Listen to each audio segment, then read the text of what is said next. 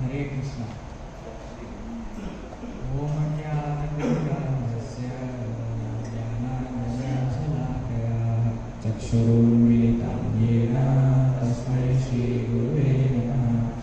श्रीचैतन्यमनोभीष्टं स्थापितं येन भूतले स्वयं रूपकरामयं ददाति स्वपदान्तिकं। वन्देऽहं श्रीगुरो श्रीयुतापदकमलं वैष्णवांश्च श्रीरूपं साग्रजातं सहगणा रघुनाथान्वितं तं सजीवं साद्वैतं सावधूतं परिजनसहितं कृष्णचैतन्यदेवं श्रीराधा कृष्णपादां सहगणा ललिता श्रीविशाखान्वितांश्च नमो विष्णुपादाय कृष्णप्रेष्ठाय भूतले श्रीमते भक्तिवेदान्त स्वामिनिति नामिने। नमस्ते सरस्वते देवे गौरवाणी प्रचारिणे निर्विशेष शून्यवादी पाश्चात्यदेशतारिणे। हे कृष्ण करुणा सिंधु दीनबंधु जगत्पते गोपेश गोपिका कांत राधा कांत नमोस्तुते। तप्त कांचन गौरांगी राधे वृंदावनेश्वरी वृषभानुसुते देवी प्रणमामि हरिप्रिये। वाञ्छाकल्पतरुभ्यश्च कृपा सिन्धुभ्य एव च पतितानां पावनेभ्यो वैष्णवेभ्यो नमो नमः। जय श्री कृष्ण चैतन्य प्रभु नित्यानंद श्री अद्वैत गदाधर श्रीवासादि गौर भक्तवृंद। हरे कृष्णा कृष्णा कृष्णा हरे हरे हरे राम राम राम हरे हरे। हरे कृष्णा कृष्णा कृष्णा हरे हरे हरे राम राम राम हरे हरे। हरे कृष्णा कृष्णा कृष्णा हरे हरे हरे राम राम राम हरे हरे। हरे कृष्णा। वॉइस क्लियर है?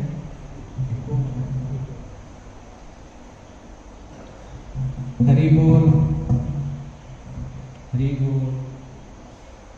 हरे कृष्णा कृष्णा हरे कृष्णा हरे कृष्णा हरे कृष्णा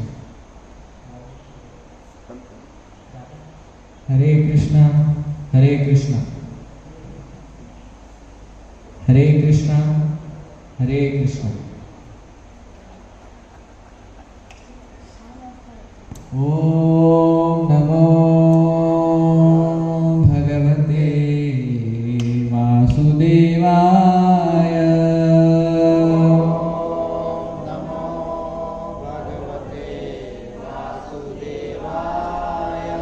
ओम नमो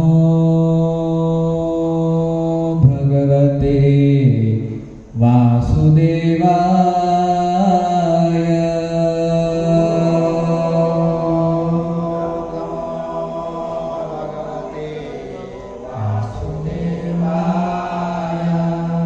ओम नमो भगवते वासुदेवाय।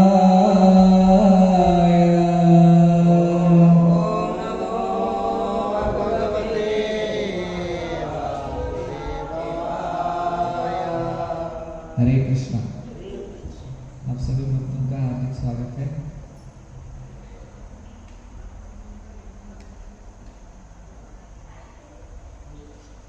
तो आज हम भगवद गीता से चर्चा करेंगे और भगवान कृष्ण की थोड़ी लीला का हम आज श्रवण पान करेंगे।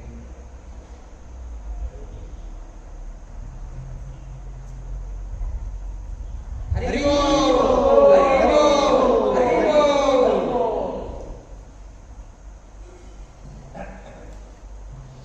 तो आप सभी से विनती है कि आप सभी आशीर्वाद दीजिए ताकि हम आज कथा सही समय पे और सही शब्द निकले भगवान के गुणगान के लिए। तो हम एक श्लोक बोलेंगे भगवद गीता से स्टार्ट करने के लिए।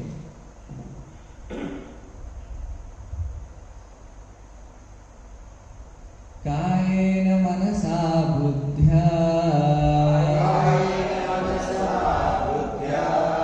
केवलैरिन्द्रियैरपि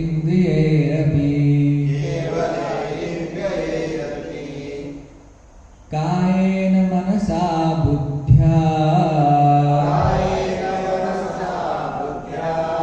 केवलैरिन्द्रियैरपि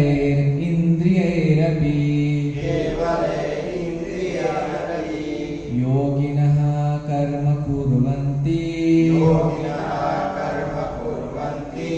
संगं त्यक्त्वा आत्मशुद्धये। तो यहाँ भगवान बता रहे कायेन मनसा बुद्ध्या। तो कायेन मतलब अर्थ है शरीर, कायेन मनसा मतलब मन से, और बुद्धि मतलब हमारे बुद्धि से। कायेन मनसा बुद्ध्या केवलै इंद्रियैरपि, और इंद्रियों से क्या करना है हमें। एक योगी जो है कर्म कुर्वन्ति, कर्म करता है। किस प्रकार के कर्म करता है। संगम त्यक्त्वा, संगम त्यक्त्वा मतलब संगम मतलब आसक्ति। त्यक्त्वा का अर्थ क्या होता है, त्याग करके। आसक्ति, बिना आसक्ति के एक योगी कर्म करता है। किस लिए करता है कर्म, आत्मशुद्ध है। योगी ऐसे कर्म करता है जिससे आत्मा का शुद्धिकरण हो, जिससे हमारा हृदय का शुद्धिकरण हो। उस तरह के कर्म योगी करता है। तो इसलिए हमें भी क्या करना चाहिए अपने जीवन में, जितने भी कर्म हैं वो ही कर्म करना चाहिए जिससे हमारे हृदय का शुद्धिकरण होता है, जिससे हमारा मन पवित्र रहता है। इस तरह के कार्य नहीं करने चाहिए जिस तरह से हमारा मन अपवित्र हो जाए। तो शरीर से, मन से, बुद्धि से और इंद्रियों से यही कार्य करने हैं बिना आसक्ति के, जिससे हमारा शुद्धिकरण हो। तो इसलिए कहते हैं कि दिन भर हमें ऐसे कार्य करना चाहिए कि जब हम रात को सोने जाते हैं तो अच्छा नींद आ जाए। उस तरह से नहीं दिन में किसी के साथ झगड़ा किए, किसी को गाली दे, ये किए वो किए, तो रात में नींद अच्छा नहीं आता है। ऐसा कहते हैं। तो इस तरह हमें दिन बिताना चाहिए कि रात में सो गए, सिर रखने के पहले ही नींद आ जाना चाहिए। तो उस तरह। तो यहाँ पर कह रहे शुद्धि करना चाहिए। तो हम एक स्केल अगर हम रखेंगे 0 to +10, 0 to -10, तो +10 में सबसे वो कार्य जो सबसे ज्यादा हमारे हृदय का शुद्धिकरण करता है, और -10 में मतलब माइनस साइड में जो कार्य करने से हमारा हृदय का अपवित्रता आती है, पाप कार्य है। तो वो स्केल हमको देखना चाहिए। तो हमें ऐसे कार्य करने चाहिए जो प्लस में ही हो, जिससे हमारा हृदय का शुद्धिकरण हो। और जो माइनस में है, माइनस में जैसे आते हैं बहुत सारी चीजें, जैसे नशा करना, मांसाहार करना, धूम्रपान करना, अवैध स्त्रीसन करना, तो ये -10 में आ जाते हैं। इतना ये तो कार्य कभी करने ही नहीं चाहिए। तो -1 -2 में मतलब वो जो कार्य है जिससे हृदय का पवित्रता चली जाती है, अपवित्रता आती है, पर थोड़ा ही आता है, वो हम कभी मैनेज कर सकते हैं थोड़ा सा ज्यादा भक्ति करके। पर ये जो हम करते हैं तो उससे हमारा पतन हो जाता है, मतलब -10 के पास। तो उस तरह हमें देखना चाहिए स्केल पे। हम खुद ही अपने आप से हम डिसाइड कर सकते हैं, क्योंकि आपने इतने सालों से भक्ति में आ रहे हैं, तो आप खुद ही आपको पता चलेगा ये करने से मेरा हृदय का गंदगी ज्यादा बढ़ेगा, इसलिए मैं यहाँ पे नहीं जाना चाहिए। ये देखने से मेरा हृदय और मन अपवित्र हो जाएगा, देखने से ठीक नहीं है, इसलिए मत करो। स्केल बहुत ज्यादा डेंजर है, ये चीज मत करो। और ये करने से ज्यादा हृदय का पवित्रता आती है, करने से वो करो। इस तरह हमें कहा गया है यहाँ पर। तो पहले आता है शरीर। अभी शरीर से तो हम देखते हैं कि बेसिक चीज से थोड़ा डीप तक जाते हैं, स्टार्टिंग से बेसिक से डीप। तो पहले हम देखेंगे कि शरीर जो है हमें स्वस्थ रहना चाहिए। स्वस्थ शरीर अगर हमारा स्वस्थ रहे तो हम भक्ति अच्छे से कर सकते हैं, वरना अगर हमारा शरीर स्वस्थ नहीं है तो हम उतने अच्छे से भक्ति नहीं कर सकते। इसलिए शरीर को स्वस्थ रखना बहुत जरूरी है। तो शरीर को हम स्वस्थ कैसे रख सकते हैं? तो शरीर को स्वस्थ हमें रखने के लिए रोज सुबह उठ के हमें अपने लिए समय निकालना चाहिए, व्यायाम करना चाहिए, योग करना चाहिए, प्राणायाम करना चाहिए। कम से कम एक 20 मिनट हमें प्राणायाम करना चाहिए, योगा, सूर्य नमस्कार। क्योंकि अगर आप देखो शरीर अगर स्वस्थ नहीं है तो कहते हैं शरीर खलु धर्म साधनम। धर्म करना है तो शरीर ये साधन है। अगर शरीर ही स्वस्थ नहीं है, हम शरीर का अच्छे से ख्याल नहीं रख रहे हैं, तो क्या होता है? ठीक से साधना नहीं कर पाते हैं, धर्म अपना पालन नहीं कर सकते हैं। इसलिए शरीर को सबसे पहले स्वस्थ रखना है। शरीर का कभी स्वस्थ हेल्थ इसको नेग्लेक्ट नहीं करना है। इसलिए श्रील प्रभुपाद जो है वो एक इसमें लिखा है कि फर्स्ट प्रायोरिटी हेल्थ, हमारा हेल्थ है, दूसरा प्रायोरिटी जप करना, फिर उसके बाद में श्रवण कीर्तन और भगवद गीता भागवतम का अध्ययन पठन करना, फिर उसके तीसरा है सेवा करना, चौथा है अध्ययन करना भगवद गीता भागवतम का। तो पहले आता है हेल्थ। तो यही ठीक नहीं है, इधर ही गड़बड़ है, तो हम सेवा नहीं कर सकते। तो इसलिए योग प्राणायाम करना जरूरी है नित्य प्रतिदिन।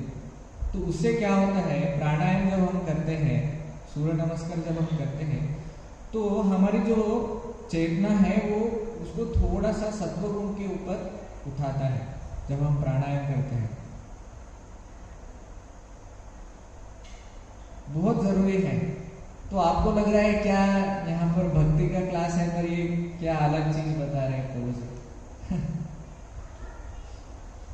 तो श्रीमद् भागवतम में भी कहते हैं कि जब हम व्यायाम, योगा, प्राणायाम, जो योग पद्धति है पतंजलि सूत्र में बताए गए, उसको करने से हमारा शरीर स्वस्थ रहता है और मन भी थोड़ा सा एक सत्व गुण में आ जाता है, शांत रहता है, ताकि हम अपना जो दिन का कार्य है, जो भक्ति है, धर्म है, वो ठीक से कर सके। इसीलिए इस बार मैं जब बेंगलोर गया था तो वहाँ पे जितने भी सारे ब्रह्मचारी हैं उनको सबको कह दिया मैंने कि आप ब्रह्मचारी हो तो भी सभी लोग आप 15 मिनट 20 मिनट योगा करो कंपल्सरी। ताकि सेहत अच्छा रहे तो ही हम सेवा कर सकते हैं, नहीं तो बहुत मुश्किल है। तो इसीलिए हम देखते हैं कि जब हम मंदिर को आते हैं तो जब मंदिर को आते हैं तो दंडवत प्रणाम करना चाहिए।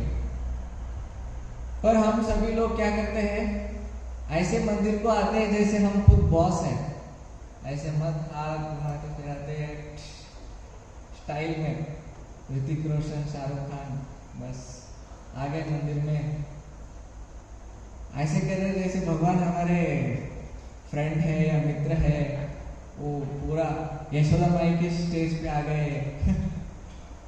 तो आते कि दंडवत प्रणाम करना चाहिए, साक्षात भगवान है। जितना दंडवत प्रणाम करोगे, जितना हम भगवान के सामने झुकते हैं तो उतना माया के सामने झुकना नहीं पड़ता हमको जितना हम भगवान के सामने झुक के भगवान को दंडवत प्रणाम करते हैं उतना माया के सामने झुकना नहीं पड़ेगा, ऐसा है।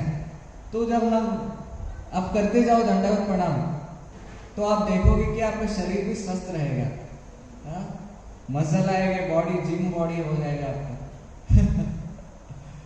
तो बार प्रणाम करो, आप करोगे, एक प्रणाम करोगे फिर उठना पड़ता है, वो उसमें मसल्स लगते हैं, उसका आपको पुशअप के करने जैसा होता है, तो इसलिए दंडवत प्रणाम करना चाहिए। नहीं कर रहे हैं, हमारा सेहत ये हो रहा है जितना हो उतना मंदिर में आते कि एक दंडवत होना, पहले सबसे पहले शिल प्रभुपाद को, फिर इधर एक, इधर एक, इधर एक, 3, इधर एक, 4, फिर बाहर जाने के पहले छोटा सा प्रणाम करके बाहर जाना, फिर अंदर आए, फिर दंडवत, इस तरह, ठीक है प्रभु जी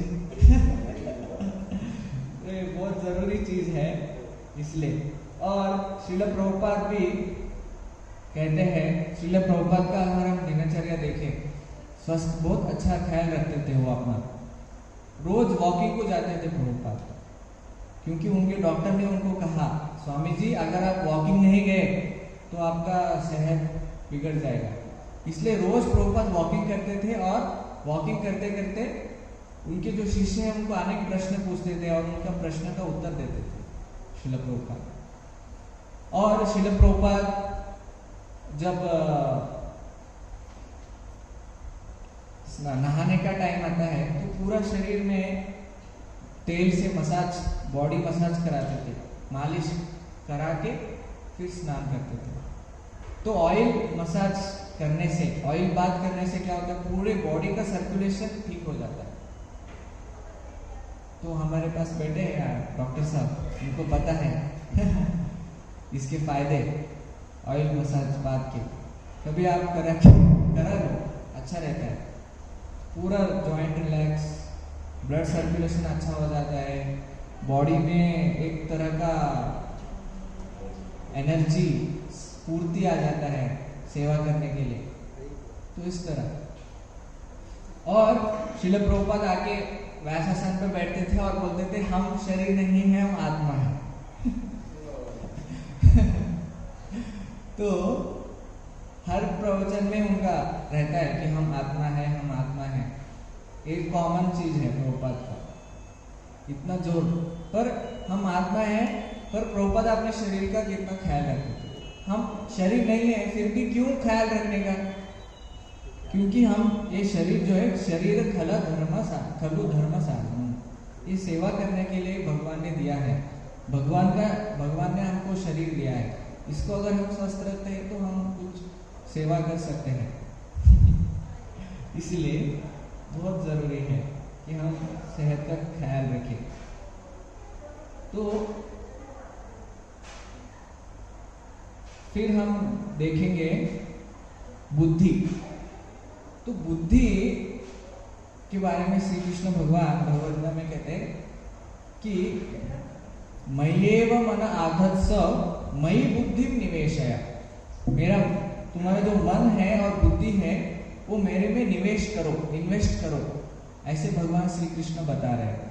इसका मतलब क्या है कि हमें अपनी बुद्धि को लगाना है कि हम किस तरह भक्ति का और प्रचार कर सके, किस तरह हम भक्ति में अग्रसर हो, किस तरह से हम और अच्छे से भक्ति कर सके, ये बुद्धि हमें यूज करना है। जैसे हम घर नया नया बनता है तो क्या करते हैं, सोचते हैं घर को कैसे अच्छा रखना है। प्रभु जी ये सोफा अच्छा है, ये कलर का रात में लाइट बंद किए तो ऐसा लगना चाहिए कि सोलर सिस्टम, चांद तारे सब दिखना चाहिए उस तरह का ये लगाते हैं हम लोग दीवार, क्या बोलते हैं, सीलिंग पे तो हम देखते हैं किस तरह हमारा घर। तो उसी प्रकार हम सभी भक्तों को ये चाहिए कि हम मंदिर को किस तरह से डेकोरेशन करें, इसके बारे में हमारा सदैव दिमाग चलते रहना चाहिए कि मंदिर को कैसे, किस तरह से हम ये करें कि और मंदिर आकर्षक बने और लोग आकर्षित हो, किस तरह से हम भगवान का और अच्छे तरह से डेकोरेशन कर सकते हैं। इस तरह में हमें ये बुद्धि अपने आप को लगाना है। किस तरह से हमें अपने मंदिर को इस तरह बनाना है कि दुनिया का सबसे बेहतरीन मंदिर बीदर का हो उस लेवल का हमें सोचना चाहिए अपने बुद्धि से कि किस तरह से हम भगवान की हम सेवा कर सकते हैं। इस तरह नहीं तो हम अपनी बुद्धि हम इंद्रिय तृप्ति में लगाते हैं कि किस तरह इंद्रिय तृप्ति करना है, किस तरह पैसे कमाना है। पर अगर हम भगवान के सेवा के लिए अगर हम अपनी बुद्धि लगाएंगे तो ये बुद्धि का शुद्धिकरण है। और बुद्धि को स्ट्रॉन्ग कैसे करना है, बुद्धि को हम स्ट्रॉन्ग कर सकते हैं शास्त्र पढ़कर, भगवद गीता श्रीमद् भागवतम का अध्ययन करके, तब हमारी बुद्धि स्ट्रॉन्ग हो जाती है। तो कहते हैं कि 2 प्रकार के धक्का है। कितने प्रकार के धक्का है? 2 प्रकार के धक्का है। कौन से? एक धक्का है जो हमारे पूर्व संस्कार है, काम वासनाएं हैं, रजोगुण तमोगुण के संस्कार, जो हमारे मन के अंदर संस्कार है। ये संस्कार किस तरह से होते हैं, मतलब जब आप कच्चा ये है ग्राउंड है, कच्चा ग्राउंड या कुछ भी, तो जब आप पांव रखोगे, सपोज आपने ये कर दिया, रोड बना दिया या सीमेंट का वो क्या बोलते हैं उसको, हाँ सीसी रोड, या यहाँ पे करते हैं ना वो पोछा नहीं, गिलावा। तो गिलावा कच्चा है तो पाँव रखेंगे तो वैसे ही वैसे निशान बन जाता है, कितना भी करो वो निशान नहीं जाता। तो उसी प्रकार हमारा मन भी उस तरह है। एक बार भी अगर हम कोई गलत कार्य करते हैं, इंद्रिय तृप्ति करते हैं, भोग करते हैं, तो मन के अंदर वो निशान बैठ जाता है, उसको बोलते हैं संस्कार। तो जो मन है, अगर सपोज हम पानी डालेंगे तो वो जो जहां पे वो निशान बैठे हैं उधर ही जाएगा पानी, उधर जाके बैठेगा। उसी प्रकार जब ये जो काम वासनाएं हैं, जो संस्कार है हमारे मन के अंदर जो छाप बैठे हैं, तो हमारा जो मन है ये काम वासनाओं की तरफ ही जाता है, क्योंकि ये संस्कार हमारे मन के अंदर बैठ गए हैं। तो ये क्या करते हैं, हमको धक्का देते हैं, ये जाओ थोड़ा पानी पूरी खा के आओ, ये जाओ थोड़ा उधर मस्त चाय मिलता है ओल्ड सिटी में, थोड़ा उधर जाके चाय पी के आते हैं। थोड़ा हम फेसबुक यूज करते हैं, थोड़ा इंस्टाग्राम, इससे चैटिंग करेंगे, उससे चैटिंग करेंगे। इस तरफ इंद्रिय तृप्ति की तरफ जाता है। थोड़ा कामत होटल अच्छा डेवलप किया है, उधर जाके आते हैं। बिग मिश्रा पेड़ा कचौरी खा के आते हैं, समोसा खा के आते हैं। उस तरफ मन वो धक्का देता है इंद्रिय तृप्ति करने के लिए। पिक्चर देखेंगे, मूवी देखेंगे, वो धक्का है, क्योंकि पूर्व काम वासनाएं हैं, पूर्व जन्म के भी। थोड़े लोगों को जो काम वासनाएं यही धक्का देते हैं, शराब पियो, सिगरेट पियो, कुछ नहीं कर सकते, धक्का दे रहे हैं, करना ही पड़ता है। तो ये एक प्रकार का धक्का है जो संस्कार और पूर्व काम वासनाएं हैं। दूसरा प्रकार का धक्का है जो हम शास्त्र पढ़ते हैं, जब हम भगवत गीता पढ़ते हैं, जब हम श्रवण करते हैं, तो ये जब दिमाग में जाता है हमारे, तो ये हमको धक्का देते हैं। भक्ति करो, भक्ति करो, हरे कृष्ण मंत्र का जप करो, सेवा करो। तो शास्त्र पढ़ने से हमको शास्त्रों से धक्का मिलता है अपने जिंदगी में हम हमेशा सही मार्ग पे चले, इसके ऊपर धक्का मिलता है। तो हम हमेशा सही मार्ग पे चलते रहते हैं, भक्ति के मार्ग में चलते रहते हैं। इधर से धक्का मिल रहा है तो भी ये धक्का स्ट्रांग है। ये धक्का क्या है? स्ट्रांग है। अगर ये धक्का ही आपका कमजोर है तो माया वो साइड खींच लेती है। समझ में आया ना? जो पूर्व संस्कार है, काम वासना है, वो साइड खींच लेती है। पर जब हम ज्यादा से ज्यादा शास्त्र पढ़ते हैं, श्रवण कीर्तन करते हैं, तो इधर से धक्का मिलता है और हम इधर आते हैं। तो इसलिए वो देखते हैं ना, वो खेलते रहे, क्या बोलते हैं उसको, एक वो से उधर खींचता है, एक इधर से खींचता है, क्या बोलते हैं, बैलेंस नाम भी पता नहीं, किसी को भी पता नहीं, इसको क्या बोलते हैं? हाँ, tug of war. Tug of war है ये। पूर्व संस्कार क्या करते हैं? उधर खींचते हैं हमको, तो उधर ज्यादा भार है तो उधर ही हम चले जाते हैं। तो उसी प्रकार अगर हम रोज सत्संग अटेंड करेंगे, शास्त्र पढ़ेंगे, तो इधर से धक्का मिलता है, इधर से आपको पुल मिलता है, तो हम ये मार्ग में लग जाते हैं इस तरह से। तो इस तरह से जब हम शास्त्र पढ़ते हैं, तो शास्त्र पढ़ने से हमारा बुद्धि जो है स्ट्रांग होता है, और हम इस मन को हम सही दिशा में लगा सकते हैं, ये कहा गया है। तो बुद्धि इस तरह से स्ट्रांग होता है, बुद्धि संतुष्ट होता है। श्लोक बाहर करने के लिए, श्लोक बाहर करने के लिए बहुत बुद्धि लगता है श्लोक इतने आसानी से याद नहीं रहते हैं। तो जब हम श्लोक बाहर करते हैं, रोज एक श्लोक बाहर करने की कोशिश करना चाहिए। तो जब श्लोक याद करते हैं तो हमारा बुद्धि स्ट्रांग होता है, मेमोरी पावर इंक्रीज होता है। तो इसलिए आज एक श्लोक बताया मैंने, उसको क्या करना चाहिए? आप एक पेपर में लिख लेना चाहिए। आज का जो श्लोक है 5वें अध्याय का 11वां श्लोक, ये लिख लो। 5वें अध्याय का 11वां श्लोक, इसको लेके जाके घर में पढ़ो, याद कर लो इस श्लोक को। जब इस श्लोक को याद करोगे, इस श्लोक से आपको धक्का मिलेगा। जब आप कुछ पाप कार्य करने जा रहे हो तो आपको ये श्लोक याद आएगा, प्रभु जी ने कहा श्लोक, वही काम करना है जिससे हमारा शुद्धिकरण होता है, नहीं तो कार्य नहीं करना है। अरे ये तो कार्य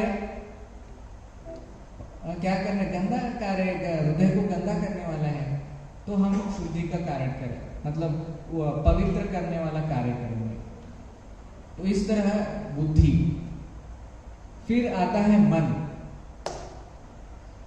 अभी मन का क्या है?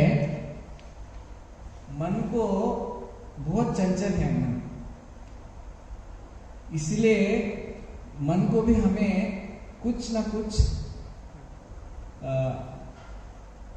श्लोक चाहिए, नहीं तो कुछ कहानी चाहिए, जिससे मन को एक सोचने के लिए, जब मन उस विचार के बारे में सोचता है, पॉजिटिव थॉट्स, मोटिवेशन, इंस्पिरेशन, या फिर कुछ सकारात्मक जो हम किताबें पढ़ते हैं, कुछ कहानियां, जब ये कहानी के ऊपर जब हम विचार करते हैं, जब हम सोचते हैं, तो मन को अपने आप को संतुष्टि मिलता है। तो इसलिए मन को कुछ ना कुछ चाहिए, ताकि वो उस कहानी के बारे में सोचकर या विचार के बारे में सोचकर उसको वो संतुष्टि मिले। सकारात्मक विचार चाहिए मन को, जिसे अगर हम थॉट्स बोलते हैं, कोट्स बोलते हैं, तो एक कोट है कि आप अपने दिमाग पर वो क्राउन को क्या बोलते हैं हिंदी में, जो राजा का वो रहते हैं ना, मुकुट, वो मुकुट नहीं रखते जो आपके दिमाग को चोट पहुंचता है। रखते हैं क्या? एक मुकुट लेके आओ, उसके अंदर कांटे हैं, प्रभु जी आपको पहनाता हूँ, क्या करोगे आप? पहनोगे? हाँ, नहीं पहनोगे ना, क्योंकि वो आपको चोट दे रहा है। तो उसी तरह कहा गया है, ऐसे नकारात्मक विचार या थॉट्स को हमें नहीं रखना है अपने मन के अंदर जो हमें चोट पहुंचाते हैं। समझ में आया ना? तो उस तरह जैसे हम थॉट्स है, कोट्स है, रामायण है, महाभारत है, जब हम ये पढ़ते हैं तो मन को एक कुछ सोचने के लिए मिल जाता है, तो मन उसके बारे में सोचता है तो मन को एक आनंद आता है। तो मेरे को एक श्लोक एक हफ्ते से बहुत अच्छा लग रहा है, तो मैं आपको सुनाता हूँ, शायद आपको भी अच्छा लगे। तो ये जो श्लोक है, जब भी मैं सुनता हूँ तो कितना भी क्यों टेंशन हो बाहर का, दुनिया का, पर ये जो श्लोक का मैं अभी जो चिंतन करता हूँ तो मेरे को बहुत अच्छा लग रहा है, तो आपको सुनाता हूँ।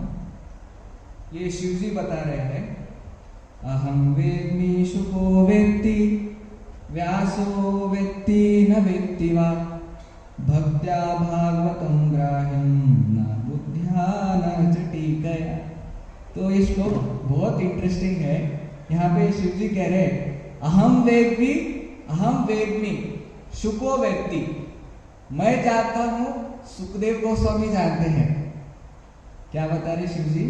मैं जानता हूँ और सुखदेव गोस्वामी जानते हैं। व्यासो वेत्ति न वेत्ति वा, व्यासदेव जानते हैं कि नहीं जानते हैं या नहीं मालूम, ऐसे बता रहे हैं। तो इसका अर्थ क्या है कि शिव जी बता रहे हैं, जो श्रीमद् भागवतम है, श्रीमद् भागवतम को मैं जानता हूँ और सुखदेव गोस्वामी जानते हैं, पर व्यासदेव जानते हैं या नहीं जानते हैं मुझे पता नहीं। ऐसे कैसे? श्रीमद् भागवतम को व्यासदेव ने ही लिखा है और शिव जी बोल रहे व्यासदेव जानते हैं या नहीं जानते पता नहीं, है ना? मजेदार चीज। व्यासदेव ने ही श्रीमद् भागवतम लिखा है और शिव जी कह रहे कि मैं जानता हूँ, सुखदेव गोस्वामी जानते हैं, पर व्यासदेव जानते हैं कि नहीं जानते पता नहीं। तो क्यों ऐसा क्यों? नेक्स्ट 2 लाइन में बताते हैं, भक्त्या भागवतम ग्राह्यम न बुद्ध्या न च टीकया। जो ये श्रीमद् भागवतम है, सिर्फ इसे भक्ति द्वारा, भगवान के भक्ति द्वारा ही इसको ग्राह्यम मतलब इसको समझा जा सकता है। न बुद्ध्या न च टीकया, न टीका से, बुद्धि से इसको समझ नहीं सकते हम लोग। ऐसे करें, जो भक्त है, जो भगवान श्री कृष्ण का शुद्ध भक्त है, वो ही जो भक्ति भाव से, भक्ति के मूड से श्रीमद् भागवतम को समझने की कोशिश करता है, उसे ही श्रीमद् भागवतम मतलब वो ही श्रीमद् भागवतम को जानता है। तो यहाँ पे शिव जी वैष्णवानाम यथा शंभो, सभी वैष्णवों में सबसे सर्वश्रेष्ठ वैष्णव है शिव जी।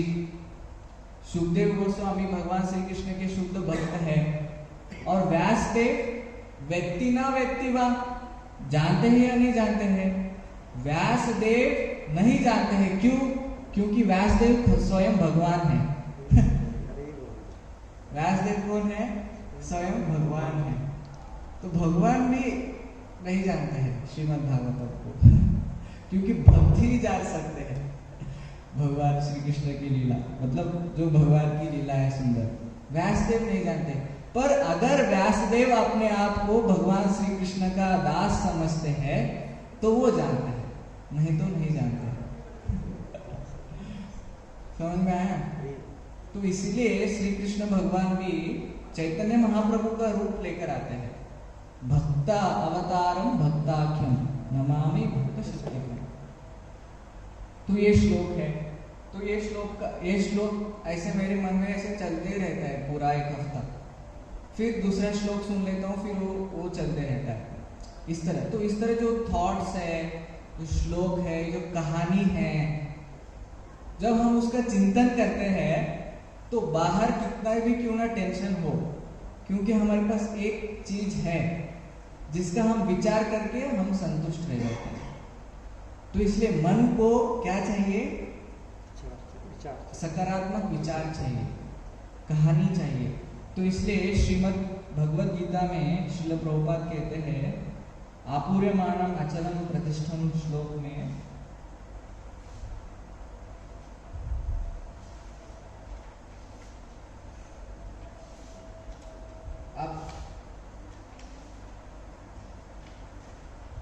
आप घर पे जाकर, आपके लिए होमवर्क है सभी के लिए, तो ये श्लोक जो है आपूर्यमाणम अचल प्रतिष्ठम, बताता हूँ, दूसरे अध्याय में आता है श्लोक।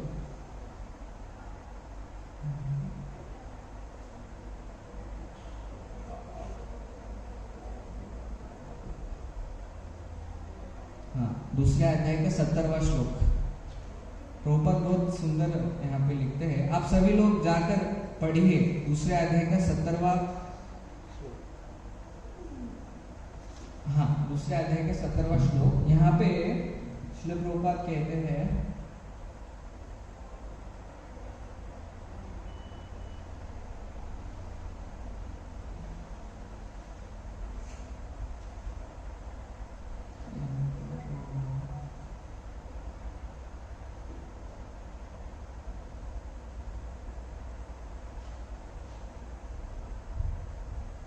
तो आप ये जाकर पढ़िए, अभी ढूंढना पड़ रहा है। बहुत ही सुंदर श्लोक है, बहुत ही सुंदर तात्पर्य है, दूसरे अध्याय का 70वां श्लोक। तो इस तरह हमने अब तक क्या क्या देखा? शरीर, बुद्धि और मन, फिर बाद में है आत्मा। फिर आत्मा जो है,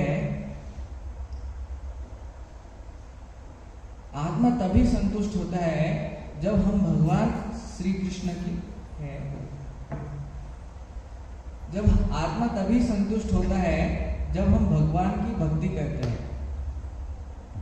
तो एक उदाहरण दिया जाता है कि एक मछली है, हम सभी लोग जानते हैं मछली जल की रानी है, जीवन उसका पानी है, हाथ लगाए तो डर जाएंगे, बाहर निकाले तो मर जाएंगे। तो जब हम मछली को बाहर निकालते हैं तो मछली को अभी संतुष्ट करना है, तो क्या करोगे? मछली को संतुष्ट करना है तो एक अच्छा बड़ा LCD का टीवी लगा दो, उसमें पिक्चर लगा दो बाहुबली या फिर मछली को अच्छा खाना दे दो, जलेबी, पिज्जा, बर्गर। मछली संतुष्ट होगा? पिज्जा, बर्गर और क्या क्या है, समोसा, कचौरी, पानी पूरी, अच्छे से श्रृंगार कर दो उस मछली का, हीरे का हार, मोती का हार, चांदी का हार, सोने का हार, सब कुछ लाके दे दो मछली को। मछली संतुष्ट होगा क्या? नहीं होगा। मछली तभी संतुष्ट होगा जब उसको वापस पानी में डाल दो, तभी संतुष्ट होगा। उसके बाद आप दे दो कुछ भी उसको खाना, तो वो संतुष्ट होगा। तो उसी प्रकार जो आत्मा है वो तभी संतुष्ट रह सकती है, तभी खुश रह सकती है जब हम भगवान श्री कृष्ण की सेवा में संलग्न रहते हैं, जब हम भगवान की भक्ति करते हैं, तो ही ये आत्मा को आत्मा संतुष्ट रहता है। तो आत्मा के लिए जो खाना है वो है भगवान की भक्ति, श्रवणम कीर्तन। तो जिस तरह हम देखते हैं कि आप सभी को बहुत भूख लगा है, तो आप सभी लोग क्या करते हैं? खाना खाते हैं। तो खाना खाने के बाद आपको कैसे पता चलता है कि आपको पेट भर गया है? पता चल जाता है ना, पेट भर गया है, क्योंकि हमको शक्ति आती है। शक्ति आती है और हम लोग क्या करते हैं? काम करने में जाते हैं, काम करने को जाते हैं, वरना खाना नहीं है, एकादशी के दिन काम करो, काम नहीं कर पाते हैं, खाना चाहिए हमारे शरीर के लिए। उसी तरह जब हम आत्मा जो है उसके लिए खाना क्या है? श्रवणम कीर्तनम। जब हम उसी प्रकार श्रवणम और कीर्तनम से आत्मा का भोजन देते हैं तो आत्मा संतुष्ट हो जाता है, संतुष्ट होकर वो अपना कार्य करता है, तभी वो जाकर प्रचार कर सकता है। वरना आपके पास खुद ही खाना नहीं है तो काम कैसे कर सकते? तो उसी प्रकार जब हम आत्मा को श्रवणम कीर्तनम से भोजन देते हैं तभी जाकर ही हम प्रचार कर सकते हैं, दूसरों को जाकर बता सकते हैं कि आप भी श्रवण करो, कीर्तन करो। पहले वही श्रवण कीर्तन नहीं कर रहा हूं तो आप दूसरों को क्या बोलेंगे? आप भी श्रवण करो, आप भी कीर्तन करो। तो इस तरह, तो ये हो गया आत्मा। तो इसलिए आत्मा संतुष्ट होता है भगवान की भक्ति करने से। फिर आते हैं इंद्रियां। इंद्रियों को कैसे हम संतुष्ट कर सकते हैं? तो अम्बरीश महाराज बहुत ही सुंदर बताते हैं, सवै मनः कृष्ण पदारविंदयो वाचांसि वैकुंठ गुणानुवर्णने। सवै मनः कृष्ण पदारविंदयो, मन से अम्बरीश महाराज ने क्या किया? हमें मन से भगवान श्री कृष्ण के चरण कमलों का स्मरण करना चाहिए, ध्यान करना चाहिए। वाचांसि वैकुंठ गुणानुवर्णने, और अपने जो कंठ है, कंठ से वैकुंठ गुणानुवर्णने, वैकुंठपति भगवान का वर्णन करना चाहिए। इससे इंद्रिया जो कंठ है उसका शुद्धिकरण होता है। करो हरे मंदिर मार्जनादिषु, और हाथ से मंदिर का मार्जन करना चाहिए। तो आप एक दिन आओ, सभी भक्तों से निवेदन है कि आप आकर मंदिर का मार्जन करो। मंदिर का मार्जन करने के बाद जो संतुष्टि आता है वो देखो, आप बोलो किस तरह का संतुष्टि आता है। तो कहते हैं कि हमें जब हम भक्ति में आते हैं हर प्रकार की सेवा करना चाहिए। कौन सी सेवा करना चाहिए? हर प्रकार की सेवा करना चाहिए। जैसे हमारे कविराज प्रभु जी हैं, आपको हर प्रकार की सेवा करना चाहिए। पवन प्रभु हर प्रकार की सेवा करते हैं, और हर प्रकार की सेवा करना चाहिए। उसमें से एक सेवा जो है उसमें हमें एक्सपर्ट बनना चाहिए। क्या बनना चाहिए? एक सेवा में एक्सपर्ट बनना चाहिए।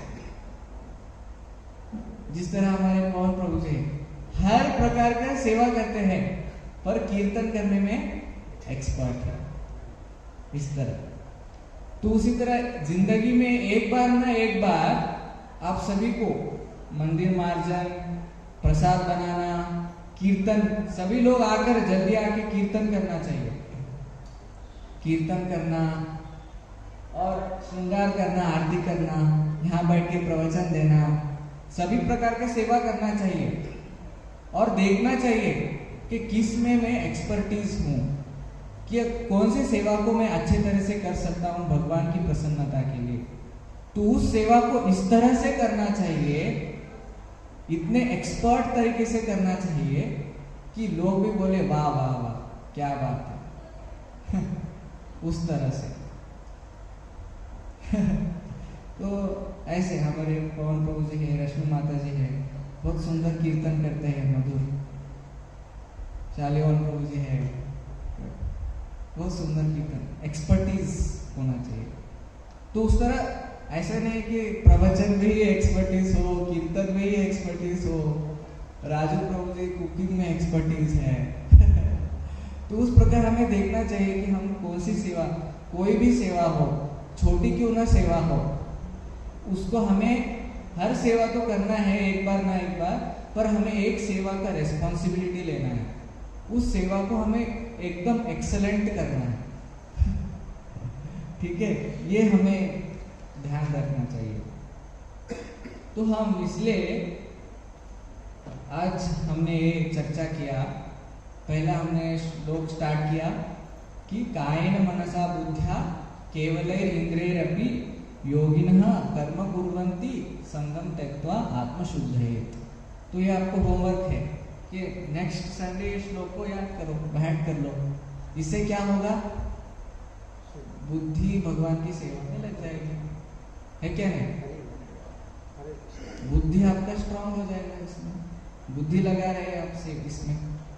तो ये कर लो कायेन, फिर शरीर का आप स्वस्थ ख्याल रखो, शरीर को स्वस्थ रखो, रोज प्राणायाम करो, योगा करो। तो वो ऐसे मत करना कि बहुत जगह लोग योगा करते हैं, बुक में योगा सिखाते हैं, वो 1-1 घंटा 2-2 घंटा करते हैं। फिर उतना 1-1 घंटा 2-2 घंटा करके हम चैंटिंग कब करना, श्रवण कब करना। और थोड़े मैंने देखा है कि जो ग्रुप्स है, पर्सनली देखा है, वो योगा करने के बाद अच्छा बैठ के ग्रुप में एक माइक लगा के बॉलीवुड की पिक्चर गाते हैं। बॉलीवुड की पिक्चर वो गाना गाते हैं। तो वो उस तरह का सब नहीं करता है। फिर बाद में डिसाइड करते हैं चलो आज आपका चाय का पार्टी आपका है, नाश्ता का पार्टी आपका है। तो ये योग नहीं है, इसको कुछ और नाम दे सकते हैं, कुयोग है ऐसा। तो योग किस लिए करना है? स्वस्थ किस लिए रहना है? ताकि हम भगवान की ओर से सेवा कर सके, भगवान की सेवा में हम नाच सके, कूद सके। कभी कभी हमें भारी वजन उठाना पड़ता है सेवा, तो स्वस्थ नहीं है तो प्रभु जी थोड़ा उठाओ, नहीं मेरे में शक्ति ही नहीं है तो नहीं कर सकते हैं सेवा, है ना। तो हैदराबाद गया था मैं, तो वहाँ पर सैटरडे को प्रोग्राम रहता है, अटेंड करने के लिए गया था।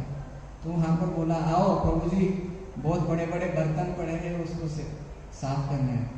मैं सोचा मैं इतना दुबला था, पर एक बात मुझे हेल्प हुआ कि मैं 1 महीने से रोज थोड़ा वॉकिंग रनिंग करता था, थोड़ा पुशअप्स करना स्टार्ट किया, तो उससे थोड़ा शक्ति आया था। तो वहाँ पे गया, सब एकदम साफ चकाचक हो गया, तो हेल्प हुआ। तो इस तरह से योग करना, प्राणायाम करना, पुशअप्स करना, ज़्यादा नहीं 20 मिनट रोज करना चाहिए। फिर हमने देखा बुद्धि तो बता दिया, बुद्धि। फिर मन के लिए हमें सकारात्मक विचार चाहिए, कुछ एक कहानी जिसको हम सुनकर पूरा हफ्ता जो है, चाहे कोई क्यों ना टेंशन दे, कुछ क्यों ना बोले, पर एक कहानी हमने सुन लिया है, तो उस कहानी के बारे में हम सोचते हैं तो हमको बहुत अच्छा लगता है, आनंद आता है। तो एक श्रीमद् भागवतम से आपको एक सुनाता हूँ कहानी, भगवान श्री कृष्ण की लीला। आप इसका चिंतन कर सकते हैं, चिंतन करने से आपको बहुत आनंद आएगा। तो एक बार क्या होता है कि श्री कृष्ण भगवान जो है चोरी करते हैं माखन का। तो यशोदा माई बोलती है कि दुनिया का सबसे बड़ा डेयरी फार्म हमारा घर का है, तो सबसे ज्यादा माखन हमारे घर में बनता है, तो तुम क्यों जाकर दूसरों के घर से चोरी करते हो? तो बोलते हैं नहीं, ऐसे दूसरों के घर से चोरी करके खाने में आनंद ही कुछ और है। तो वही जो है हमको आया है, उनके गुण। तो हम देखते हैं, इसलिए माता जी जब भी जाते हैं, सुबह सुबह उठते हैं, भगवान के लिए फूल तोड़ने के लिए आते हैं। एक घर से दूसरे घर से जाकर उनके घर से फूल तोड़ के आते हैं। ये फूल अच्छा लगा, इधर से फूल उठा लेते हैं, फिर दूसरे घर पे जाते हैं, फिर उधर से फूल उठा लेते हैं। ऐसा हमारे घर में है फूल, इतना फूल से काफी है, भगवान की पूजा कर सकते हैं। फिर भी माता जी लोग क्या करते हैं, एक घर से दूसरे घर से तो वो गुण कहाँ से आया है माता जी उनके पास? श्री कृष्ण भगवान से आया है क्योंकि भगवान भी ऐसे ही करते थे। तो एक बार श्री कृष्ण भगवान एक घर में माखन चोरी करने के लिए जाते हैं। तो जो गोपी है वो क्या करते हैं, मटका को घंटी लगा देते हैं, ताकि जैसे ही मटकी को हिलाए घंटी का आवाज आएगा और उनको समझ में आ जाएगा कि आ गया है कृष्ण कन्हैया माखन चोरी करने के लिए। तो वो अपने फ्रेंड को लेके जाते हैं, एक बटुक ब्रह्मचारी रहता है, वो लेके जाते हैं, ब्राह्मण है।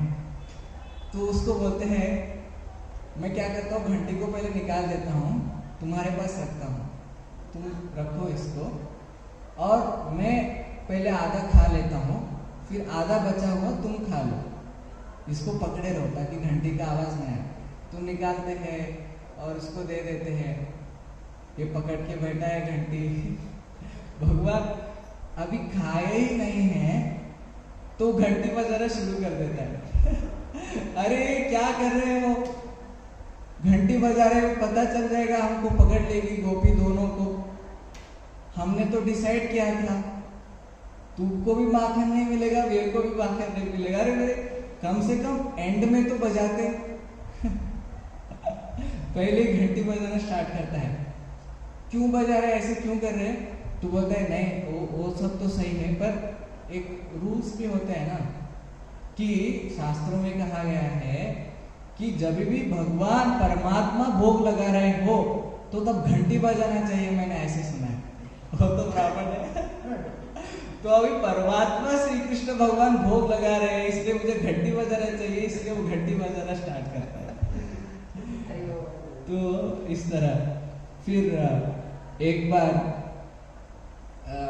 एक गोपियों के घर में जाना है, उनको चोरी जाते हैं। तो बहुत दिनों के बाद जाते हैं उस गोपी के घर में। तो वो गोपी क्या करती है, दरवाजा पे ऐसा कुछ रखती है ताकि उसको SMS अलर्ट मिल जाए। उसको फोन बजाने लग जाता है, दरवाजा खोल दिया तो फोन लगाने बज जाता है, टुरुम टुरुम टुरुम। SMS अलर्ट आ जाता है उसको कि भगवान श्री कृष्ण आए हैं। तो खोलते हैं भगवान श्री कृष्ण और जाते हैं, बज जाता है SMS फोन WhatsApp अलर्ट, वो देख लेती, वो कृष्ण आ गए। SMS देख लेती है वो WhatsApp, फिर आ जाती है गोपी, तो भगवान श्री कृष्ण को हाथ को पकड़ लेती है भगवान के। तो जब जैसे ही निकालने वाले रहते हैं तो उसको पकड़ लेते हैं। तो तब भगवान क्या जवाब देते हैं श्री कृष्ण भगवान, अरे तुम क्यों माखन खा रहे हो? तो भगवान श्री कृष्ण बताते हैं, अरे मैं तो अपना जो छोटा गाय है, बछड़ा है, वो छूट गए, उसको ढूंढते हुए आ रहा हूं। ढूंढते ढूंढते आपके घर में आ गया। तो इसके अंदर क्या है?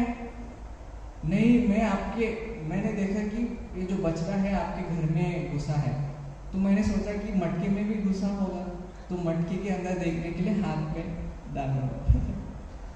तो भगवान श्री कृष्ण निकालते हैं माखन अंदर से, ये देखो बछड़ा, पर वो एक्चुअली बछड़े का टॉय होता है। तो इस तरह ऐसे भगवान श्री कृष्ण लीला करते हैं।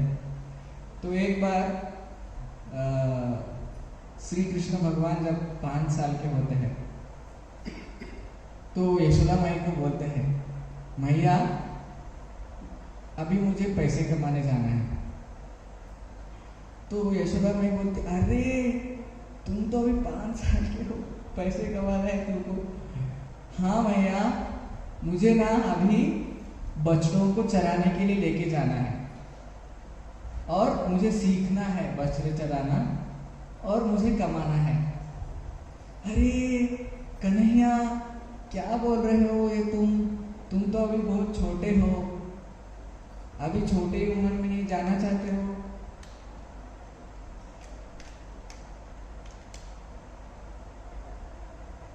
तो कृष्ण भगवान बोलते हैं, मैया ऐसा कुछ भी नहीं बोलने का, ऐसा कुछ भी कारण नहीं देने का, कि ऐसा कुछ भी कारण मत बताओ कि मैं बाहर ना जाऊं बछड़ों को चराने के लिए, मुझे जाना है। तो यशोदा मैया कहती है, माडमेकुम कण्णेनि पोगवेंडम सोन्ने, माडमेकुम कण्णेनि पोगवेंडम सोन्ने, माडमेकुम कण्णेनि पोगवेंडम सोन्ने। तो बोल रही, माडमेकुम कण्णे, हे कन्हैया सुन, मत जाओ आज बाहर। तो श्री कृष्ण भगवान बोल रहे, पोग वेंडुम ताई तड़े सोड़ादनिये, पोग वेंडुम ताई तड़े सोड़ादनिये, पोग वेंडुम ताई तड़े सोड़ादनिये। पोग वेंडुम ताई, ये ताई मुझे जाने दो, तड़े सोड़ादनिये, मुझे ऐसा रोकने के लिए कुछ भी मत बोलो। तब यशोदा माई श्री कृष्ण भगवान को बोलती है कि तुम मत जाओ कन्हैया, इधर ही रुको, मैं तुम्हारे लिए काई चिन्ह पालू तरे, करकंडी चीनी तरे, मैं तुम्हारे लिए माखन दूंगी, माखन और मिश्री, हाथ भरकर माखन और मिश्री खाना और मजा लेना, आनंद आनंद लो। तो श्री कृष्ण भगवान बोलते हैं कि मुझे माखन नहीं चाहिए, मिश्री नहीं चाहिए मैया, मुझे तो गाय के बछड़े चराने में बहुत आनंद है, ऐसे बोलते हैं श्री कृष्ण भगवान। तो फिर यशोदा माई बोलती है कि यमुना नदी करे, यमुना नदी के पास चोर है बहुत सारे, मत जाना। तो श्री कृष्ण भगवान बोलते हैं, कलरोंड कल्ल नाने, भगवान बोलते हैं यशोदा माई को, ये क्या बोल रही हो मैया, क्या आपने कभी देखा है एक चोर दूसरे चोर को कुछ मारता है या पकड़ता है? सभी चोरों का मैं चोर हूँ। कभी आपने देखा है एक चोर दूसरे चोर को मारता है? और बोलते हैं फिर अगर चोर भी मेरे पास आए तो मैं उनका हड्डी पसली एक कर दूंगा, ऐसे बोलते हैं।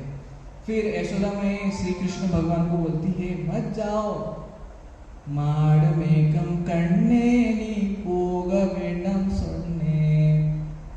फिर बोलते हैं कि जो आप गोवर्धन पर्वत के पास बछड़े चराने के लिए जा रहे हो, जब वहां पर जाओगे तो वहां पे मृगगण उंड, वहां पे शेर है, सांप है, चीता है, भयानक भयानक पशु है, प्राणी है। वो तुम उसके पास जाओगे तो तुम ऐसा कांपने लग जाओगे, डर जाओगे, मत जाओ, वो तुम्हें खा जाएंगे, ऐसा बोल रहे यशोदा में कृष्ण भगवान को। श्री कृष्ण भगवान बोलते हैं कि हे मैया, मैं जब गोवर्धन पर्वत में चराने के लिए जाता हूँ तो जितने भी सारे पशु पक्षी हैं वो आके मेरे को चाटने लगते हैं प्रेम से। वो मुझे क्यों खाएंगे, मुझे इतना प्रेम करते हैं, मुझे आकर वो चाटते हैं। अगर कोई पशु ने शरारती करने की कोशिश की तो मैं उसे मार दूंगा। ऐसे मेरे पे अटैक करने की कोशिश की तो मैं उसे मार दूंगा। तो फिर यशोदा माई बोलती है, लास्ट बोलती है कि हे कृष्णा, जब तुम्हारे नंद महाराज आएंगे और पूछेंगे कन्हैया कहाँ गए, तो मैं क्या उत्तर दूंगी? तो तब श्री कृष्ण भगवान कहते हैं कि कहना कि नंद महाराज जो कन्हैया जो है अपने फ्रेंड्स के साथ यहाँ पर खेल रहा है। तो जब नंद महाराज मेरे को लेने के लिए आएंगे तो आप नंद महाराज ऐसे बोल के चिल्लाना पुकारना, तो नंद महाराज मेरे को लेने आ रहे हैं तो आपके पास से वापस दौड़ के आ जाएंगे। तो इसलिए यहाँ पर ये श्री कृष्ण भगवान को यशोदा माई इतने सुंदर से कह रही, माडमेकुम कण्णेनि पोगवेंडम सोन्ने,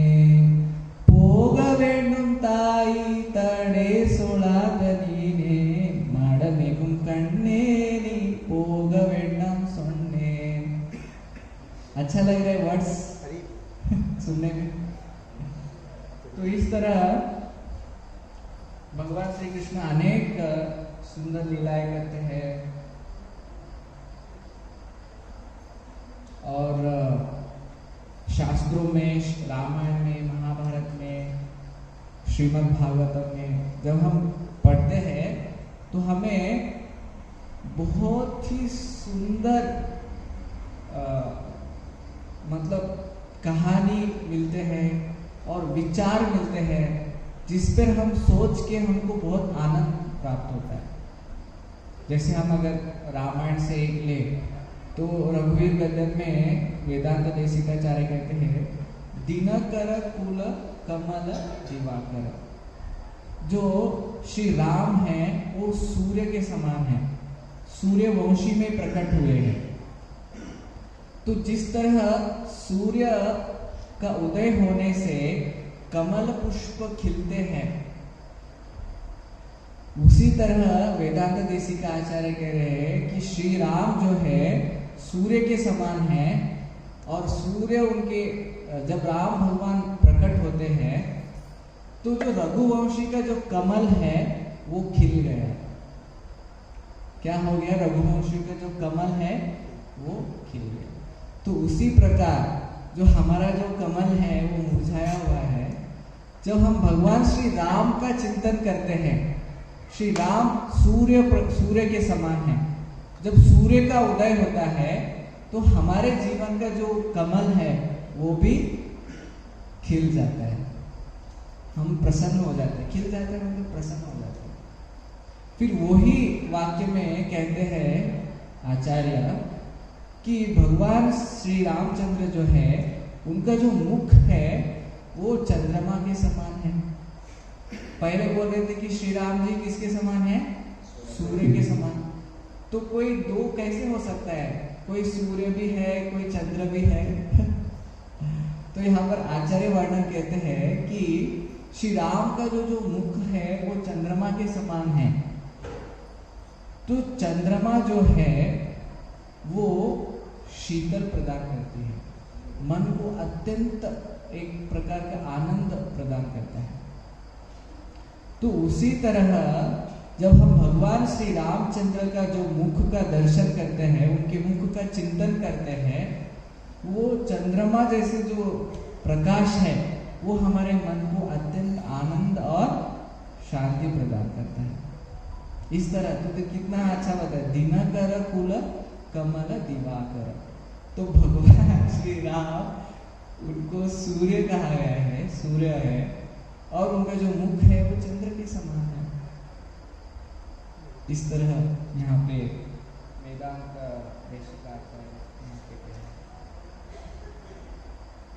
तो इस तरह आज हमने देखा कि भगवद्गीता के श्लोक से हमने स्टार्ट किया, कायेन मनसा बुद्ध्या केवले इंद्रियैरपि योगिनः कर्म कुर्वन्ति संगम त्यक्त्वा आत्मशुद्धि। तो हमने देखा कि एक योगी है वो वही प्रकार के कर्म करता है जिससे क्या होता है? जिससे आत्मा का शुद्धिकरण होता है। तो हमने देखा कि शरीर का बेसिक फर्स्ट, शरीर को स्वस्थ रखना है। फिर हमने देखा कि कैसे दंडवत प्रणाम करने से जब हम भगवान श्री कृष्ण के सामने झुकते हैं बारंबार, तो हमें माया के सामने झुकना नहीं पड़ता। फिर हमने देखा शरीर हो गया, फिर बुद्धि को कैसे हम लगा सकते हैं भगवान की सेवा में? शास्त्रों का अध्ययन करके। और ध्यान तो मन का आ जाता है। और क्या बताया था? श्रवण भी इंद्रियों का काम, इंद्रिया और मन। और क्या बताया था प्रभु जी? बुद्धि के बारे में, कैसे हम बुद्धि को स्ट्रॉन्ग कर सकते हैं। हाँ, वो तो बताया नहीं मैंने। बताइए माता जी, और एक पॉइंट। एक तो है शास्त्र पढ़ने से, श्लोकों का अध्ययन करने से, और सेवा। हाँ, हमें अपने बुद्धि का जो है भगवान के सेवा में निवेश करना चाहिए। किस तरह से हम इस मंदिर को और अच्छे तरह से सजा सकते हैं, किस तरह से हम अपने मंदिर को और अच्छे से ये करते हैं, ये कर सकते हैं, उस तरह हमें सोचना। किस तरह से हम और अच्छे से साधना कर सकते हैं, उसके बारे में हमें सोचना चाहिए। तो लोग बुद्धि लगाते हैं किस तरह से हम पाप कर्म अच्छे से कर सकते हैं। जैसे प्रभु जी उदाहरण दे रहे थे, एक बड़ा आदमी था, बहुत रिच था, तो रोज इतना पीता था, रोज इतना, पर उसका पीने का ढंग अलग था, बहुत ही कॉस्टली वाला लेता था। और वो क्या करता था, रूम में आने के बाद अच्छे से पाँव वगैरह धो के, परफ्यूम वगैरह मार के, मस्त अलग प्रकार के पोशाक पहन के, लाइट ऑफ करके, डिम लाइट लगाता था, और एक अच्छा सा बैकग्राउंड में एक म्यूजिक, और आगे टीवी पे चल रहा है शो। तो एक ऐसे मस्त एकदम जो टेबल है उसको अच्छे से सजाता था फूलों से, मस्त सजाकर वो रख कर पीता था। तो उसी प्रकार उसने बुद्धि लगाई, उसी प्रकार हमें भी सोचना चाहिए कि किस तरह हम जब अच्छा कर सकते हैं। तो जब करने के लिए हमें माहौल बनाना चाहिए अच्छे से। तो भगवान के सुंदर सुंदर चित्र दीवार पे लगाना चाहिए। और जब हम बैठते हैं, इस तरह का एक छोटा सा टेबल होता है, उसके ऊपर एक श्री राधा कृष्ण का फोटो रखना चाहिए। अच्छे से मुंह हाथ धो के, तिलक लगा के, शांत से बैठकर भगवान के सामने फोटो है, और जगन्नाथ बलदेव सुभद्रा का फोटो है, ज्यादा फोटो नहीं, एक रखे तो भी चलता है, और हरे कृष्ण महामंत्र लिखा हुआ एक होना चाहिए। उस तरह से माहौल बनाना चाहिए। तो इसलिए मैं कह रहा था कि आप ऐसे एकादशी का प्रोग्राम अरेंज करो, हम आने के लिए रेडी हैं, मैं और पवन प्रभु आने के लिए रेडी है ना प्रभु? एकादशी के दिन हम लोग ऐसा प्लानिंग करेंगे कि आप लोग अपने घर में हम ऐसे प्रोग्राम रखेंगे, ऐसे इतना अच्छा माहौल बनाओ जब करने के लिए माहौल, एक अच्छा सा मस्त सतरंजी टेबल रख के भगवान का फोटो रखो, 2-3 ही फूल रखो, ज्यादा फूल हार डाले तो भगवान का चेहरा नहीं दिखता है। तो अच्छा सा फोटो वगैरह एकदम क्लीन रखो, ऐसा बुद्धि कुछ तो लगाओ। और हम आते हैं, कीर्तन करते हैं, थोड़ा सा जप करेंगे, थोड़ा कथा सुनेंगे एकादशी के दिन। तो इस तरह बुद्धि का प्रयोग, मन का प्रयोग तो हमने कहा किस तरह से मन का शुद्धिकरण कर सकते हैं हम। अच्छे विचार, हाँ, सकारात्मक विचार, पॉजिटिव थॉट्स, और रामायण महाभारत से जो कहानियां हैं, श्रीमद् भागवतम से जो कहानियां हैं, उसको चिंतन करने से हमें अत्यंत आनंद प्राप्त होता है। जिस तरह से हमने भगवान श्री कृष्ण की लीलाएं सुनी, उस लीला को आप अगर लिख लेते तो आप दूसरों को भी बता सकते हैं, है ना? जब हम दूसरों को बताते हैं तो हमारा जो भगवान के प्रति जो चिंतन है वो बहुत गहरा होता है। अभी मेरा जो मैं कहानी बता रहा हूँ, मेरा जितना गहरा स्मरण है या अब्जॉर्प्शन है, चिंतन है, उतना आप लोगों का नहीं है। आप लोग कोई ऐसे हिल रहा है, कोई ऐसे डुल रहा है, कोई मोबाइल देख रहा है, व्हाट्सएप देख रहा है, तो उतना आपका चिंतन स्मरण नहीं हो रहा है। पर जब आप तैयारी करते हो, खुद सुना है क्लास में, जब आप खुद कथा को जब आप दूसरों को बताते हो तो इतना सब तैयारी करना पड़ता है, इतना बुद्धि लगता है। तो हमारे जैसे भरत प्रभु जी हैं, जो भी सुनते हैं उनकी दुकान में आते हैं तो उनको सुना देते हैं। उनके दुकान में कभी जाना, कितना अच्छा उन्होंने माहौल बना के रखा है। एकदम ऐसे जाते कि वहाँ पे कीर्तन चलते रहता है प्रभुपाद का, ऐसे लगता है ऐसे जाके बैठो थोड़ा, कितना शांत लगता है। तो उन्होंने बहुत अपनी बुद्धि से इतना अच्छा मेंटेन किया है। जो भी आते हैं उनको भगवद गीता, जो भी हम सुनते हैं वो बताते हैं, कीर्तन लगाते हैं। इस तरह उन्होंने एक एग्जाम्पल, उदाहरण है। आजकल जो भी हमने चर्चा किया वो उदाहरण है। तो इस तरह मन हो गया। फिर आत्मा, आत्मा ये सब जो कर रहे हैं आत्मा के लिए है। आत्मा के लिए हमने देखा कि सिर्फ भक्ति ही संतुष्ट कर सकती। जिस तरह एक जो मछली है पानी के बाहर, उसको ना पतंजलि मैगी नूडल्स या पिज्जा या बर्गर या कुछ भी सोना चांदी का हार या एसी में बिठा दो या उसको कुछ भी करो, वो संतुष्ट नहीं हो सकता है, सिर्फ पानी में ही संतुष्ट रह सकता है। उसी प्रकार आत्मा भी अल्टीमेटली अगर हमें संतुष्ट रहना है तो भक्ति करना ही पड़ेगा। शरीर इस तरह, तो ऐसे बेसिक से लेके ऊपर तक पहले शरीर का ध्यान रखना है। नहीं कुछ बीमारी हो गया, शुगर आ गया, बीपी आ गया, शुगर का गोली खाओ, बीपी का गोली खाओ, उसमें मन चले जाता। इसलिए व्यायाम करना जरूरी है। शरीर स्वस्थ रहेगा तो हम सुखी रह सकते हैं। फिर बुद्धि काम कर रहा है तो सुखी रह सकता है। मन में नकारात्मक विचार नहीं आना चाहिए। मन में अगर नकारात्मक विचार आ गए, प्रॉब्लम, दुखी रह जाते हैं। तो इसलिए रामायण महाभारत पढ़ना चाहिए, स्पेशली रामायण और श्री कृष्ण बुक। इतने संतुष्ट करने वाले सकारात्मक उसमें विचार है, भगवद गीता है, अनेक सारे बुक्स है। पढ़कर मन में हमेशा सकारात्मक विचार है इस तरह, ठीक है।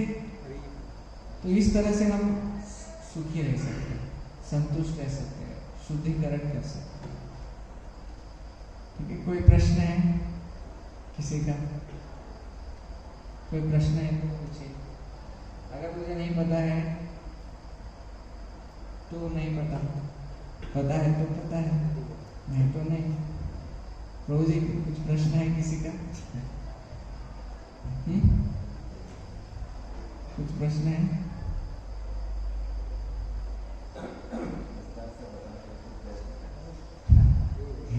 Okay. No प्रश्न, no question.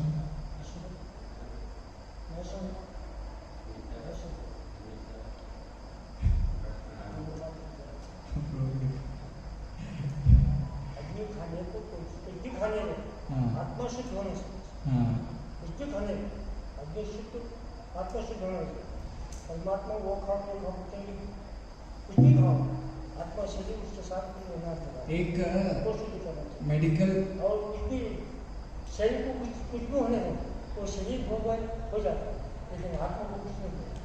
हाँ, एक साइंटिफिक रिसर्च स्टडीज किया गया है। उन्होंने कहा है कि जो हम खाते हैं वो बहुत जरूरी है कि हम क्या खाते हैं। तो सत्व गुण का आहार खाएंगे तो हमारा हृदय का शुद्धिकरण होगा। नहीं तो तामसिक और राजसिक आहार अगर हम खाएंगे तो उससे हृदय का शुद्धिकरण नहीं होगा, मन विचलित रहता है। प्याज लहसुन खाकर देखिए, मन बहुत भागता है, मन बहुत विचलित होता है। इसलिए पायलट लोगों को कहा गया है, पायलट लोगों को प्याज लहसुन नहीं खाना है तुम लोग, इसलिए प्याज लहसुन नहीं खाते वो उड़ान करने के लिए, ऐसा कुछ है। राजसिक होता है, तामसिक होता है, उससे मन अशुद्ध होता है। तो इसलिए है कि प्याज लहसुन मत खाओ, तो वो आता है +1 के स्केल में। प्याज लहसुन खा रहे तो माइनस के स्केल में आता है। माइनस, हमने एक स्केल बनाया था ना, माइनस के इसमें आता है, उससे हमारा मन अपवित्र हो जाता है। तो -5 -10 में आता है मांसाहार करना, पीना करना, वो सब वो -10 बहुत ही निकृष्ट इसमें आता है। उससे ज़्यादा गंदगी होता है हमारे मन का, ज़्यादा क्रोध ज़्यादा आता है, काम वासना ज़्यादा आता है। वो -10 के रेंज में हो गए। फिर उसके बाद प्लस के रेंज में, जिससे सबसे ज़्यादा हृदय का मन का शुद्धिकरण होता है, वो है भगवान को भोग लगाया हुआ प्रसाद। तो साइंटिस्ट ने भी रिसर्च किया है, जो लोग ज़्यादा नॉनवेज खाते हैं, जो लोग ये सब ज़्यादा करते हैं, अमेरिका में रिसर्च हुआ है, उनको ज़्यादा गुस्सा आता है, उनका सेहत भी खराब रहता है। जो लोग ज़्यादा मांसाहार करते हैं उनको ज़्यादा कैंसर्स आते हैं। जो लोग पैक्ड फूड्स खाते हैं जैसे कुरकुरे, लेस, बिस्किट्स, बहुत शुगर ज़्यादा होता है उसके अंदर, 100% डायबिटीज। अभी बच्चे जो खा रहे हैं रोज बिस्किट, कुरकुरे, क्रीम बिस्किट्स, बहुत शुगर है उसके अंदर। ये खाएंगे ना 25-30 साल के बाद आने के बाद बड़े होने में गारंटी उनको शुगर आने वाला है। इसलिए जो शक्कर है, शक्कर को व्हाइट पॉइजन कहा गया है। जो लोग शक्कर खाते हैं, शक्कर खाना स्मोकिंग करने से भी डेंजरस है। स्मोकिंग के बराबर डेंजर है या उससे भी ज्यादा डेंजरस है शक्कर खाना। केमिकल है पूरा, इसलिए शक्कर के बदले गुड़ खाओ। वो भी गुड़ भी अभी केमिकल नॉन केमिकल आ रहा है, ऑर्गेनिक गुड़ खाओ। प्रभु जी महंगा होता है पर सस्ता अच्छा रहता है। फिर शक्कर खाओगे तो शुगर आ जाएगा, शुगर हॉस्पिटल में खर्चा ज्यादा हो जाएगा, कैसा भी करके खर्चा होने वाले हैं। तो इसलिए हमारे पास है यहाँ पे आयुर्वेदिक डॉक्टर प्रभु जी, आयुर्वेदिक से सलाह लीजिए क्या खाना चाहिए क्या नहीं चाहिए। कफ, वात, पित्त, उसके हिसाब से आपका नाड़ी परीक्षा करके बताते हैं। कफ है तो क्या नहीं खाना चाहिए, क्या खाना चाहिए। कफ, वात, पित्त, आयुर्वेद का सलाह लेना चाहिए, आयुर्वेद के दिनचर्या का पालन करना चाहिए। तो ये सब लीजिए, नहीं तो फिर बाद में हमारे पास आना पड़ता है। पहले आयुर्वेदिक डॉक्टर के पास जाओ, नहीं तो हमारे पास आना पड़ता है।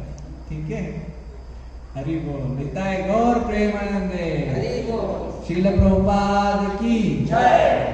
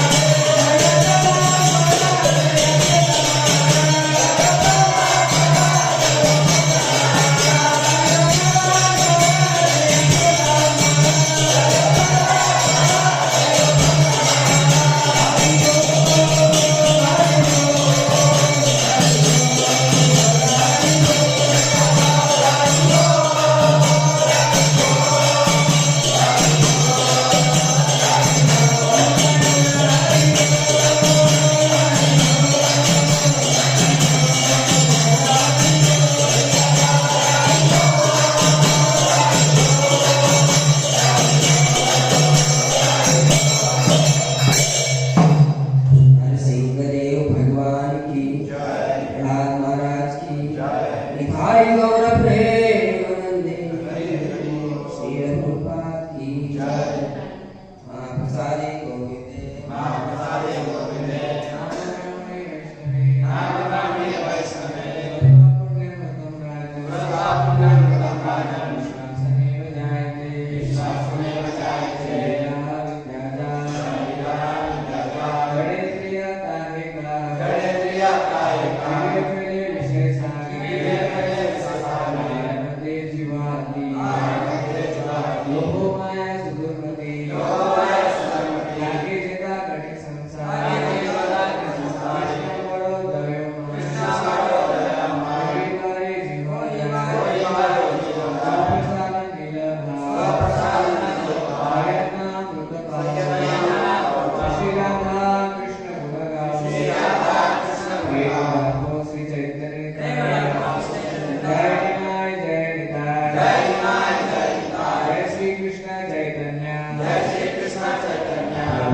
Nityananda